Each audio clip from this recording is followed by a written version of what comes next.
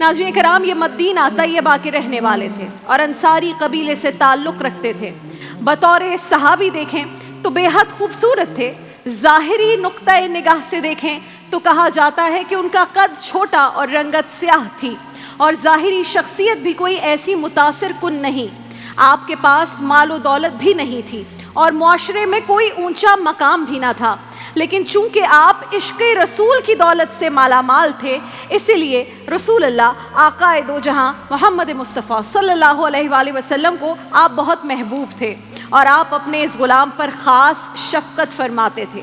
ایک روز ناظرین کرام، آپ نے نبی کریم صلی اللہ علیہ وآلہ وسلم کی بارگاہ میں عرض کیا، یا رسول اللہ، جنت میں حوریں کیسی ہوں گی؟ نبی کریم نے تبسم فرمایا اور سمجھ گئے کہ وہ کیا کہنا چاہ رہے ہیں۔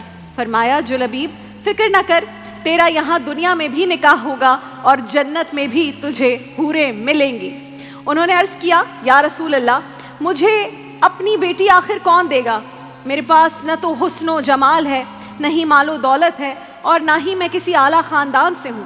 نبی کریم نے اپنے غلام کی یہ مایوسی دیکھی تو فرمایا، جلبیب، غم نہ کر، تیرا رشتہ میں خود لے کر جاؤں گا۔ سبحان اللہ! پھر دو جہانوں کے سردار خود اپنے غلام کا رشتہ طے کرنے کے لیے ایک انصاری کے گھر تشریف لے گئے۔ جب رسول اللہ آقائے دو جہاں اس انصاری کے گھر پہنچے تو اللہ کے رسول کی اپنے گھر تشریف آوری پر لڑکی کے ماں باپ خوشی سے نہال ہو گئے کہ آج آقائے دو جہاں ہمارے گھر تشریف لے آئے۔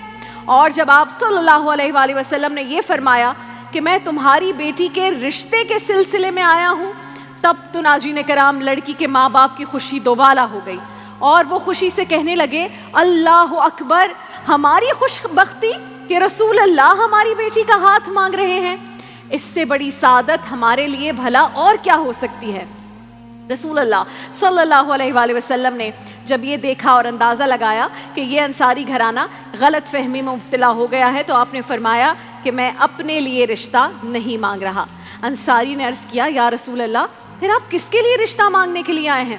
فرمایا، میں اپنے جلبیب سے تمہاری بیٹی کا رشتہ طے کرنے آیا ہوں۔ لڑکی کے والدین نے جب جلبیب کا نام سنا، ظاہر جانتے تھے، شکل و صورت بھی پہچانتے تھے، یہ سن کر ان کی خوشی ماند پڑ گئی، کیونکہ سیدنا جلبیب رضی اللہ تعالیٰ عنہ کے پاس نہ دنیاوی شان و شوکت تھی، نہ خاندان تھا، نہ اپنا مکان تھا، نہ کوئی کاروبار تھا، اور نہ ہی ان کے پاس ایک جو ظاہری حسن و جمال ہوتا ہے وہ بھی نہ تھا۔ سوائے رسول اللہ کے دنیا میں ان کا کوئی سہارا نہیں تھا، لیکن یہ سہارا ہو تو پھر کوئی اور سہارے کی ضرورت ہی کہاں۔ ناظرین کرام، لڑکی کے باپ نے پیچھے ہوتے ہوئے بجھے ہوئے لہجے میں عرض کی، یا رسول اللہ، اگر آپ اجازت دیں تو میں علیحدگی میں اپنی بیوی سے کچھ مشورہ کر لوں۔ رسول اللہ صلی اللہ علیہ وآلہ وسلم نے اجازت دے دی۔ جب اس انصاری نے الگ سے کمرے میں لے جا کر بیوی سے مشورہ کیا تو اس نے بہت بے رخی سے کہا کہ کیا میری چاند جیسی بیٹی کے لیے جلبیب ہی رہ گیا ہے؟ کتنے اونچے اور کتنے مالدار گھرانوں کے رشتے ہم نے ٹھکرا دیے ہیں، اور اب ہم ان سب سے کم مالی حیثیت والے نوجوان کے ساتھ اپنی پیاری بیٹی کا رشتہ کر دیں؟ یہ کیسے ممکن ہے؟ میاں بیوی کے مابین یہ تکرار چل رہی تھی۔ اس دوران ان کی بیٹی، جن کے رشتے کے لیے رسول اللہ آئے تھے، وہ جو پردے کے پیچھے سے والدین کی یہ تکرار سن رہی تھی، پردے سے یہ سب تکرار سن کر باہر نکل آئی اور کہنے لگی، غور کیجئے گا ناظرین کرام، اور خاص طور پر جو بچیاں، جو بہنیں اس وقت دیکھ رہی ہیں، وہ خاص طور پر سنیں۔ بچی نے کہا، بابا، آپ رسول اللہ کو انکار نہیں کر سکتے، کیا آپ نے اللہ کا یہ حکم نہیں سنا؟ کسی مومن مرد اور مومن عورت کو یہ حق نہیں پہنچتا کہ جب اللہ اور اس کا رسول کسی بات کا فیصلہ کر دیں تو اس معاملے میں ان کے پاس کوئی اختیار باقی رہ جائے۔ آپ جو چاہتے ہیں ویسا ہرگز نہیں ہو سکتا۔ میرا رشتہ رسول اللہ نے مانگا ہے، اور میں اپنا نکاح کروں گی تو صرف جلبیب سے ہی کروں گی۔ سبحان اللہ! آج کل جب بچیوں کا رشتہ آتا ہے، ہم بہت برا بھلا مردوں کو تو کہتے ہیں، لیکن بچیاں بھی آج کل صرف یہ دیکھتی ہیں کہ مال و دولت کتنی ہے۔ ایمان کے تقاضوں کو بالکل دیکھا اور پرکھا نہیں جاتا، یہ دیکھا جاتا ہے شکل و صورت کیسی ہے، مال کتنا ہے، گھر کیسا ہے، گاڑی کیسی ہے۔ اب یہ جو بچی کہہ رہی ہے، اب وہ دیکھیں۔ بیٹی نے کہا، بابا، آپ یہ نہ دیکھیں کہ جلبیب کون ہے، وہ کیسا ہے، یہ دیکھیں کہ رشتہ کون مانگ رہا ہے۔ آپ بس مجھے رسول اللہ کے حوالے کر دیں، وہ خود میرا فیصلہ کریں گے، اور میرا ایمان ہے کہ وہ مجھے کبھی غم زدہ نہیں ہونے دیں گے۔ لڑکی کی یہ بات سن کر اس کے ماں باپ خوش ہو گئے. ماں باپ کو جب اولاد ایسا کہہ دے تو تسلی ہو جاتی ہے, اور ماں باپ بچی کی یہ بات سن کر رشتے پر راضی ہو گئے. باپ نے بارگاہ رسالت میں رشتے پر آمادگی الحمدللہ ظاہر کی اور لڑکی کی پسندیدگی کا بھی بتایا. تو لڑکی کی سعادت مندی پر رسول اللہ اتنے خوش ہوئے کہ فوراً دعا کے لیے ہاتھ اٹھا دیے اور اس بچی کے حق میں یوں دعا فرمائی, کہا یا اللہ اس بچی پر خیر و برکت نازل فرما اور اس کی زندگی کو خوشحال بنا دے. جب آپ نے سیدنا جلبیب رضی اللہ تعالیٰ عنہ کو یہاں سے جانے کے بعد یہ خوشخبری سنائی تو انہوں نے عرض کیا, یا رسول اللہ میرے ماں باپ آپ پر قربان, میرا نکاح کیسے ہوگا, میرے پاس تو کچھ بھی نہیں ہے. نبی کریم نے یہ سنا تو وہاں موجود صحابہ کو مال اور اسباب اکٹھا کرنے کا حکم دیا, اور اس طرح سے ناظرین کرام آپ نے جلبیب رضی اللہ تعالیٰ عنہ کا نکاح اس پیاری لڑکی سے کر دیا. رسول اکرم کی دعا کی برکت سے یہ شادی خانہ آبادی بڑی ہی برکت والی ثابت ہوئی. تھوڑے ہی عرصے میں وہ گھرانہ اتنا خوشحال ہو گیا کہ انصاری گھرانوں میں سب سے خوشحال گھرانہ اسی لڑکی کا تھا ماشاءاللہ, کیونکہ اس بچی کی نیت اچھی تھی. اس نے فیصلہ وہ کیا جو رسول اللہ کا فیصلہ تھا. ہم نے کہا تھا نا, ہم یہ نہیں دیکھتے کہ اصول کیا کہتے ہیں, ہم یہ دیکھتے ہیں کہ رسول کیا کہتے ہیں صلی اللہ علیہ وآلہ وسلم. شادی کے کچھ ہی دن بعد ایک غزوے کا اعلان ہوا اور صحابہ کرام نبی کریم کے ہمراہ غزوے پر جانے کی تیاریاں کرنے لگے. جب سیدنا جلبیب کو علم ہوا تو آپ فوراً گھر آئے اور اپنی نو بیاہتہ دلہن کو بتایا کہ غزوے کا اعلان ہو گیا ہے, وہ بھی نبی کریم کے ساتھ جانا چاہتے ہیں. بچی سعادت مند تھی, بیوی سعادت مند تھی, اس نے اپنے سرتاج کی خواہش کے آگے سر جھکا دیا, اور اس طرح آقا کا یہ جانثار غلام اپنی نو بیاہتہ نئی دلہن کو الوداع کہہ کر جنگ میں شرکت کے لیے روانہ ہو گیا. اب ناظرین کرام جنگ کے بعد کا منظر ہے, اور جنگ کے بعد کی منظر کشی ناظرین کرام صحیح مسلم میں کچھ اس انداز میں موجود ہے. جنگ میں اللہ نے مسلمانوں کو الحمدللہ فتح عطا فرمائی. جنگ ختم ہو چکی, ہر طرف مٹی اڑ رہی ہے, گرد و غبار میں کچھ دکھائی نہیں دے رہا. مسلمان اپنے اپنے شہیدوں کو تلاش کر رہے ہیں. کوئی اپنے باپ کو تلاش کر رہا ہے, کوئی اپنے بھائی کو تلاش کر رہا ہے.